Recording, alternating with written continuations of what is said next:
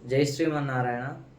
శ్రీమద్ భగవద్గీత మొదటి అధ్యాయం 16వ శ్లోకం. అనంత విజయం రాజా కుంతీపుత్రో యుధిష్ఠిర నకులః సహదేవశ్చ సుఘోష మణిపుష్పకౌ. 17వ శ్లోకం.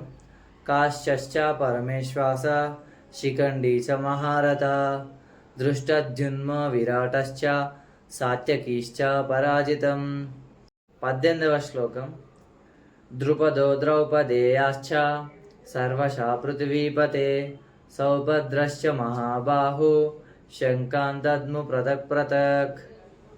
అర్థం: కుంతీపుత్రుడైనటువంటి యుధిష్ఠిరుడు, అంటే పాండవులో పెద్దవాడైనటువంటి యుధిష్ఠిరుడు తన యొక్క అనంత విజయం అనే శంఖాన్ని పూరించిండు. అలాగే నకులుడు, సహదేవుడు వాళ్ళ దగ్గరున్న సుఘోష మరియు మణిపుష్పకం అనే శంఖాలను పూరిస్తారు. అలాగే ఓ రాజా, శిఖండి, దృష్టద్యుమ్నుడు, విరాటుడు, సాత్యకి, అలాగే ద్రౌపది కుమారులైనటువంటి 5 మరియు సౌభద్ర కుమారుడైన అభిమన్యుడు తమ తమ శంఖాలను ఎంతో ధ్వనితో పూరించడం జరిగింది అని దుర్యోధనుడు ద్రోణాచార్యంతో చెప్తున్నాడు అన్నమాట.